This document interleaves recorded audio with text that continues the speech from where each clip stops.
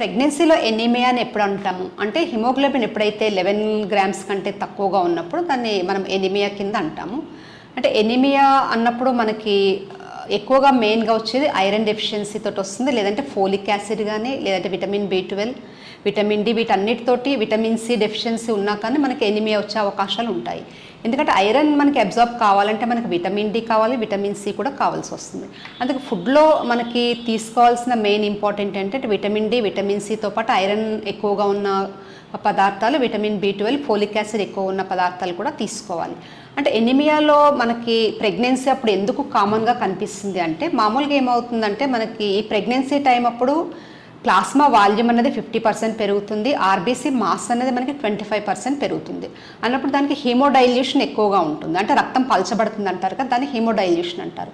ఈ హీమోడైల్యూషన్ అయినప్పుడు ఏంటంటే మనకి కావాల్సింది ఐరన్. ఈ ఐరన్ కావాలి అన్నప్పుడు అంటే ప్రెగ్నెన్సీలో మనకి ఎందుకు ఐరన్ రిక్వైర్మెంట్ ఎక్కువగా అవసరం పడుతుంది అంటే హీమోడైల్యూషన్ 50% ఉన్నందుకు మనకి ఐరన్ అవసరం అనేది ఎక్కువగా ప్రెగ్నెన్సీలో అవసరం పడుతుంది. ఐరన్ మనకి ఎందుకు ఈ ప్రెగ్నెన్సీలో అవసరం ఎక్కువగా ఉంటుందంటే ఫీటస్లో మనకి బ్లడ్ ఫామ్ చేయడానికి, మళ్ళీ ప్లసెంటా డెవలప్మెంట్ కూడా ఈ ఐరన్ అనేది అవసరం పడుతుంది. అంటే ప్లసెంటా ఎందుకంటే మదర్ నుంచి న్యూట్రిషన్ తీసుకొని బేబీకి సప్లై చేస్తుంది కాబట్టి మనకి ఈ టైంలో ప్లసెంటా రిక్వైర్మెంట్ ఎక్కువగా ఉంటుంది కాబట్టి ఐరన్ కూడా ఎక్కువగా అవసరం పడుతుంది. అంటే ఐరన్ తక్కువగా ఉన్నప్పుడు ప్రెగ్నెన్సీ టైంలో ఏంటంటే కొంచెం తక్కువ, అంటే మనకు ఒక 2-3 గ్రామ్స్ అట్లా ఉన్నప్పుడు సిమ్టమ్స్ ఎక్కువ ఏమి ఉండవు, కానీ ఎక్కువగా మనకి 9 కానీ 8 అట్లా ఉన్నప్పుడు మనకి టైర్డ్నెస్ అనిపించడము, వీక్నెస్ అనిపించడం, అంటే కొంచెం పని చేయంగానే అలసిపోయినట్టు అనిపిస్తుంది శరీరం అంతా.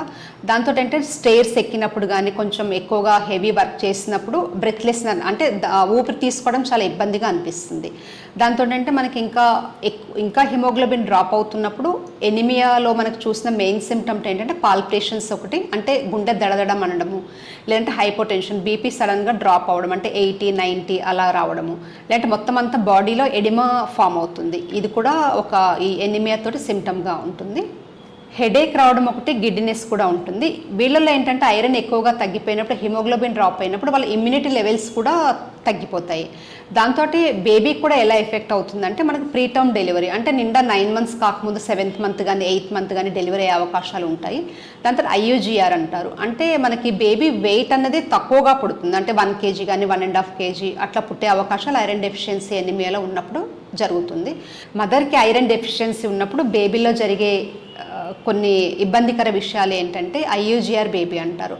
అంటే బేబీ గ్రోత్ అన్నది వేరే వాళ్ళతో కంపేర్ చేస్తే, అంటే నార్మల్గా హిమోగ్లోబిన్ ఉన్న వాళ్ళతో కంపేర్ చేస్తే బేబీ అన్నది తక్కువ వెయిట్ ఉంటుంది.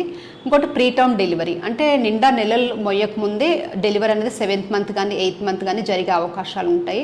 లేదంటే స్టిల్ బర్త్, అంటే బేబీ మదర్ ఎబ్డామిన్లోనే, అంటే కడుపులోనే చనిపోయే అవకాశాలు కూడా ఈ ఐరన్ డెఫిషియన్సీ ఎనిమియా ఉన్న వాళ్ళకి జరుగుతుంది. అంటే మనం తినే ఫుడ్ ఐరన్ కంటెంట్ ఎక్కువగా ఉన్నది ప్రెగ్నెన్సీ వాళ్ళకి మనం ప్రిఫర్ చేస్తాము. అంటే మనకి కావాల్సింది ఐరన్ రిచ్ ఫుడ్స్ దేంట్లో ఉంటాయంటే ఆకుకూరలు, కూరగాయలు. ఆకుకూరల్లో మెయిన్గా మనకి పాలకూర, తోటకూర మరియు మునగాకులో ఉంటుంది. కూరగాయల్లో మనకి ఎక్కువగా బీట్రూట్లో ఈ ఐరన్ కంటెంట్ అనేది చాలా ఎక్కువగా ఉంటుంది. ఫ్రూట్స్లో అయితే మనకి ఖర్జూరాలు కానీ, ఎండు ద్రాక్ష మరియు ఉసిరికాయలో కూడా ఎక్కువగా మనకి, ఎందుకంటే మనకి ఉసిరికాయలో విటమిన్ సి ఉంటుంది కాబట్టి ఐరన్ అబ్జార్ప్షన్కి ఇది మళ్ళీ మనకి నువ్వులు, ఇంకో సన్ఫ్లవర్ సీడ్స్ కానీ, పంకిన్ సీడ్స్, దీంట్లో కూడా ఐరన్ చాలా ఎక్కువగా ఉంటుంది. మామూలుగా మనం తినే పప్పుల్లో అయితే శనగలు కానీ, పెసర్లు కానీ, కందిపప్పు కానీ, అంటే కందిపప్పు అంటే రెడ్ కందిపప్పులో కూడా ఎక్కువగా ఉంటుంది. దాంతోపాటు శనగపప్పులో కూడా మనకి ఐరన్ కంటెంట్ ఎక్కువగా ఉంటుంది. అంటే నాన్ వెజ్లో చూసుకుంటే మనకి ఎక్కువగా లివర్లో ఒకటి, కిడ్నీస్లో ఒకటి, ఫిష్లో కూడా ఐరన్ కంటెంట్ చాలా ఎక్కువగా ఉంటుంది. అంటే విటమిన్ సి రిచ్ ఫుడ్స్ ఏంటంటే మనకి ఆమ్లా ఒకటి, ఆరెంజెస్, మోసంబి, జామ, వీటన్నిటిలో విటమిన్ సి చాలా ఎక్కువగా ఉంటుంది కాబట్టి ప్రెగ్నెన్సీ టైం అన్నప్పుడు ఈ ఫ్రూట్స్ అనేవి ఎక్కువగా ప్రిఫర్ చేస్తాము. ఇంకోటి అంటే కాల్షియము, ఐరన్ ట్యాబ్లెట్లు 2 కలిపి ఎప్పుడు తీసుకోకూడదు. ఐరన్ అన్నది మనం నైట్ తీసుకుంటే కాల్షియం అనేది మార్నింగ్ తీసుకోవాలి. ఎప్పుడైతే కాల్షియం ఐరన్ కలిపి తీసుకుంటామో దాంతో ఏంటంటే ఐరన్ అబ్జార్ప్షన్ని ఈ కాల్షియం అన్నది డిలే చేస్తుంది, అంటే అబ్జార్బ్ కానివ్వదు అనమాట. అంటే అందుకే మనము తిన్న తర్వాత ట్యాబ్లెట్లు వేసుకున్న తర్వాత, ఐరన్ ట్యాబ్లెట్లు వేసుకున్న తర్వాత ఇమ్మీడియట్గా మిల్క్ అన్నది అడ్వైస్ చేయము. అంటే తిన్న తర్వాత కాఫీ, టీలు కూడా ఒక 2-3 hours వరకు అవాయిడ్ చేస్తే బెటర్. మనకి ఇన్వెస్టిగేషన్స్లో అన్నది మనము హిమోగ్లోబిన్ టెస్ట్ ఒకటి అండ్ మైక్రోస్కోపీలో ఏంటంటే మనకి ఎప్పుడైతే ఐరన్ డెఫిషియన్సీ ఎనిమియా ఉందో దాంట్లో ఆర్బీసీస్ అన్నవి చాలా చిన్నగా కనిపిస్తాయి, అంటే మైక్రోసైటిక్ హైపోక్రోమిక్ ఎనిమియా అంటారు దాన్ని. ఒకవేళ మనకి B12 డెఫిషియన్సీ ఉన్నప్పుడు మ్యాక్రోసైటిక్ హైపర్క్రోమిక్ ఎనిమియా కింద మనకి ఈ మైక్రోస్కోపిక్ దాంట్లో కనిపిస్తుంది. దాంతో ఫెరిటిన్ లెవెల్స్ కూడా చూసుకోవాలి.